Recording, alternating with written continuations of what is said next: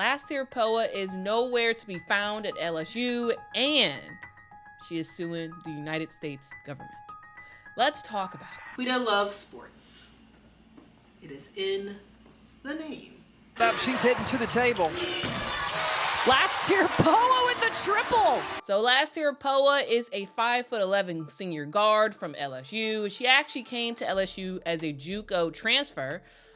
She played at Northwest Florida State College, and y'all, she was very, very, very good.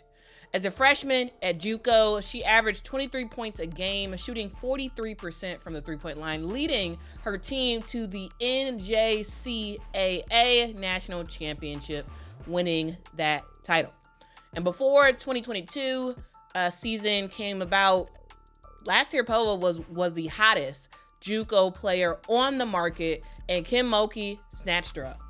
After my second year of JUCO, LSU was coming after me, and there was a lot of decisions to be made, but I love the feeling of being an underdog. And that's what my coach has said to me, it's a rebuilding team, and that's what I love. At the time, Kim Mulkey said, Poa just brings excitement to the floor. When the ball is in her hands, something good will happen. She is a big guard who can distribute it around the floor, and she has tremendous ball handling skills. Her game has a little bit of Diana Taurasi in it, and Tiger fans are going to enjoy seeing her play. And y'all, Tiger fans did enjoy watching last year Poa play alongside other transfers like Angel Reese, Kateri Poole, and LaDasia Williams and Jasmine Carson. Y'all, LSU did the unthinkable. They ended up winning the 2023 NCAA championship, which was a huge surprise to most people, including myself. You were one of the players that was chasing Caitlin Clark around. She was amazing in stretches, but over 40 minutes, it wasn't sustainable. Talk to me about the defensive plan on her. I think I just had to lock in with that.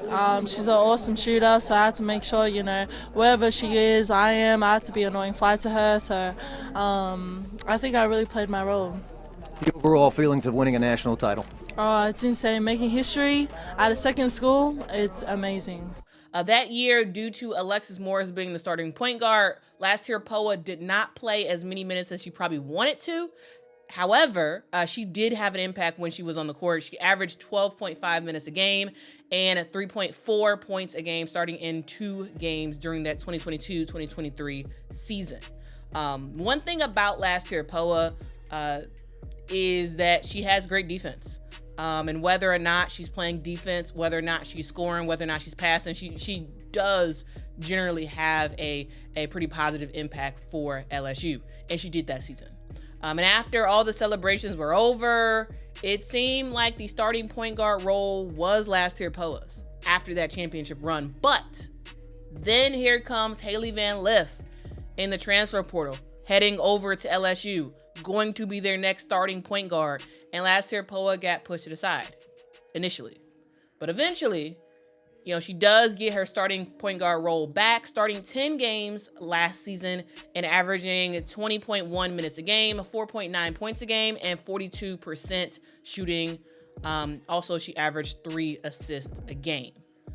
So, now while y'all may be looking at that and be like, oh, that's not impressive, a thing to note about last year Poa is that even though she doesn't score a bunch for LSU, she can.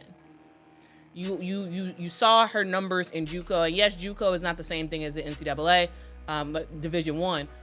However, she is a player that absolutely can get hot, especially from the three-point line and shoot. But the thing that really has been her fame really has been her defense. Last year, Poa is one of the best guard defenders that is in the NCAA. She is not only a generally an elite defender. She is the best guard I have ever seen draw charges. Like the way she draws charges, I'm just like, man. She gets to the spot, puts her body on the line, and just lays it all out there. Now, guys, there's been a whole bunch of times she has fell, and I was like, man, that's gonna hurt. You know, she ultimately did get hurt towards the end of last season, ended up getting carried out on a stretcher due to falling and hurting herself while drawing a charge. She is a tough as nails player who is just like, you know what? My team needs me to play defense. I'm gonna play defense, and if I can't try to steal that ball, I'm gonna draw myself a charge. I'm gonna draw myself a charge, and she is really, really good at it. Definitely one of the best players I have seen sort of do that. She was injured towards the end of last season. She did end up coming back during the NCAA tournament, and to a lot of fanfare. A lot of her teammates truly enjoy playing with Last Tier Poa and like really see the value that she brings on the court. She means so much for this team. I mean, she sacrifices her body every single night. I think she has 30 charges this year, and being able to understand that could have happened at any moment. Everybody was emotional and tearing up, but our team done been through hell. Like, let's be honest. And we just told each other we have to have each other back. Like, we've been through worse than this, and just have Poa back because she want us to win this game for her. So, elite defender, definitely starter worthy on her defense alone. She also was the best passer for LSU last year, though that isn't saying a ton. It wasn't saying a ton of her assists per game. Again, averaging around 3 assists a game, but definitely was the best that LSU had last year. And going into this year, you know, it was like, okay, well, Last Tier Poa is going to probably start right off the bat. But LSU does have some new blood entering into the team. I will have a video separately about the players, like going over the official roster for LSU this year. So stay tuned for that. I'm not going to go into the players that they brought in, but they had some new blood. And it was looking like Last Tier Poa was going to be a key leader for this team, likely as a starter. But it looks like that reality is in doubt because Last Tier Poa has not been with the team. She's missed 2 preseason exhibition games, and it looks like she will miss at least the first 2 regular season games when they tip off in a couple days. And that's because she is dealing with a legal issue. Now, here's the big thing. Last Tier Poa is not an American. She's from Melbourne, Australia.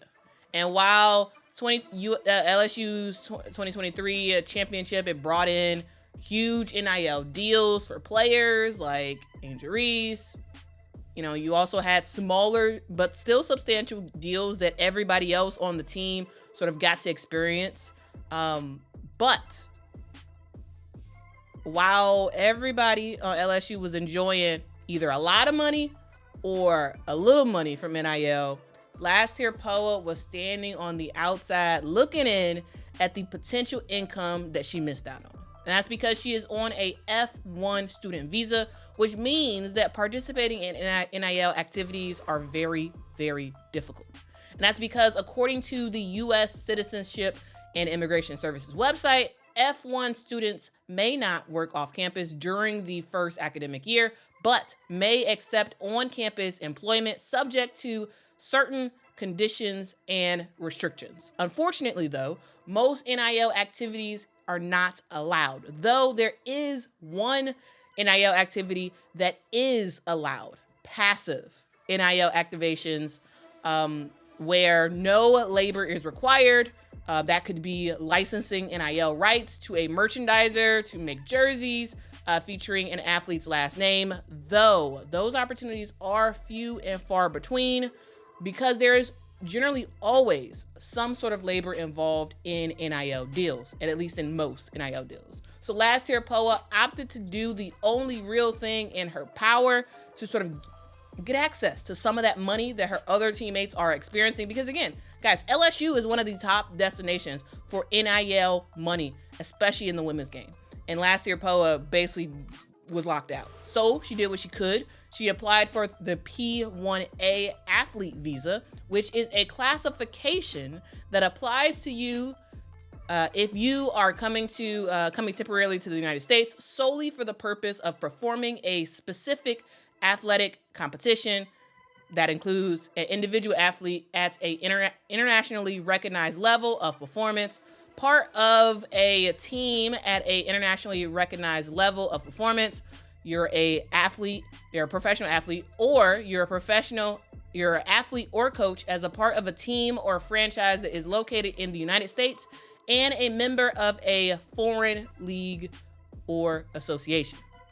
So guys, the P1A classification also applies to professional or amateur athletes coming temporarily to the United States solely to perform in a specific theatrical ice skating production or tour individually or as part of a group. So that is what the classification, that's basically who's eligible for the classification. And according to On3, POA's P1A athlete application was denied. In return, she decided to file a lawsuit at the Middle District of Louisiana, and she filed against the U.S. Citizenship and Immigration Services.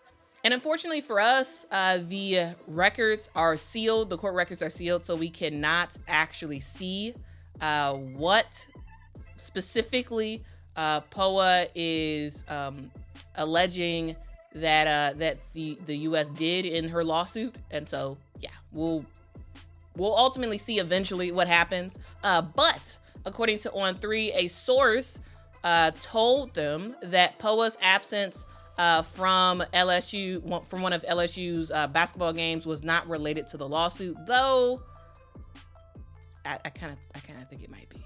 Kind of think it might be, but we'll see. So while supposedly this is not a reason why POA isn't with the team, the result is still the same. Last year, POA is currently not with the team.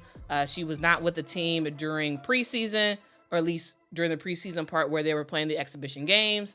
She also is not with the team, and according to Kim Mulkey, will not be playing the first game of the regular season. POA is taking care of business off the floor. And do you expect POA to play on Monday? No.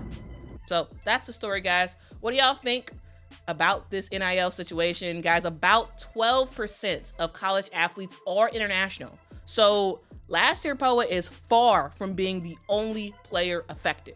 We've seen other women's basketball players affected by this as well, and that's why some players who had more eligibility opted to go into the WNBA, because the NIL situation, it just wasn't happening for them. You know, it's kind of tough for about 12% of college athletes to see some of their teammates either making a lot of money or at least a little bit of money, and these international players can't, because almost all of them are on P1 or on F1 student visas. And so we'll ultimately see if something changes with international students, like if there's a law passed or something, or if they'll just stay in the same status of F1 student visas. If that's the case, then, you know, I think something's eventually gonna happen. Something has to eventually happen, because it's a lot of money that these players are missing out on. Guys, let me know your thoughts in the comments below, and make sure you subscribe for more updates on the situation. I will keep you all posted about what is happening with Laster POA if we find out any more information about this lawsuit, also about when exactly she will be returning to LSU. So thank you so much for watching this video. I do have lots of videos planned about various college basketball teams, so stay tuned with me. Like and hit that subscribe button. I will catch y'all in the next one. Till next time, guys. Bye-bye.